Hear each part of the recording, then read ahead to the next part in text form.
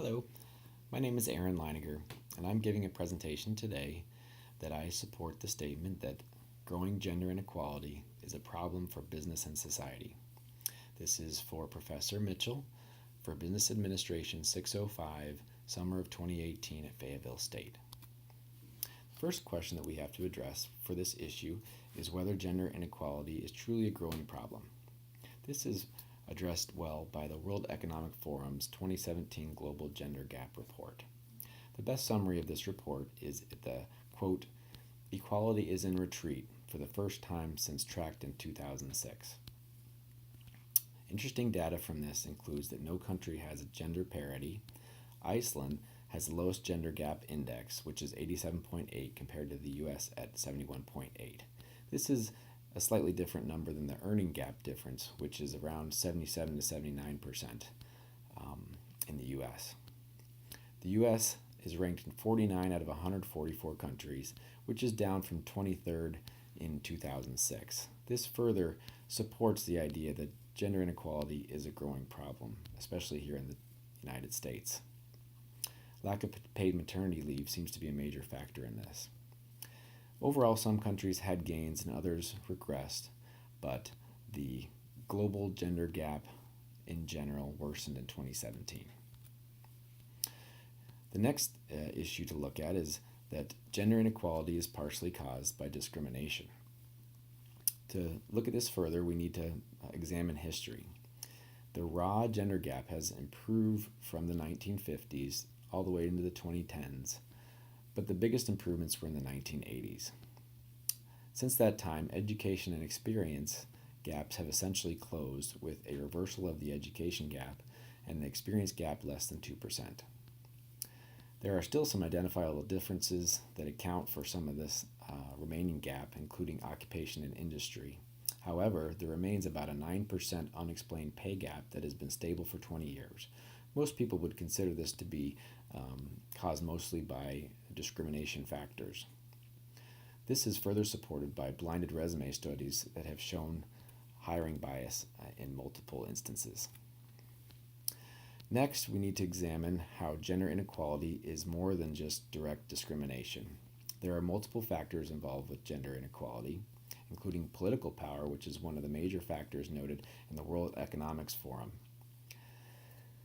which scored the United States at a paltry 12.4% of power compared to male counterparts. Occupation is another important source, which is very well shown by only 14.3% of Fortune 500 corporation officers being women in 2012. Next, it's clear that certain industries are less likely to have women, including the tech industry, which is highly paid. We also know that there are social factors like the historical home responsibilities, work-life balance, maternity leave, and childcare that contribute. Finally, it's likely that some innate gender temperament differences, including agreeableness and less likely to negotiate, contribute as well. And there might be arguable as to how much of this is innate or how much of this might be from society influence. Next, gender inequality is a problem for business. I think that this statement is confirmed through a major study of the analysis of Australian data, which has a similar gender gap, that showed that a 10% decrease in the gender gap would lead to a 3% increase in productivity. The increase in productivity from a decrease of gender gap is related to the increase that comes in the talent pool. When there's more talent, it's easier for business to recruit talent, and that leads to more competition regardless of gender and increased productivity. Furthermore, there are industries like the tech and computer science world that have a labor shortage, 500,000 in the computing industry recently noted. And this could be solved by increased women in that workforce. A good example of how this has been a worsening problem is that women are less prevalent in computing, down to 24% today compared to 37% in 1995. Again, more women in the field would help with that labor shortage. We also can show through evidence that less gender inequality helps society. Families would clearly benefit from less gender inequality.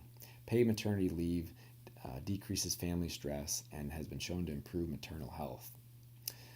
Empowered single mother families, which account for 23% of all U.S. families, would lead to improved child quality of life and increased child social mobility that helps everyone with stronger talent pools in the labor force, etc.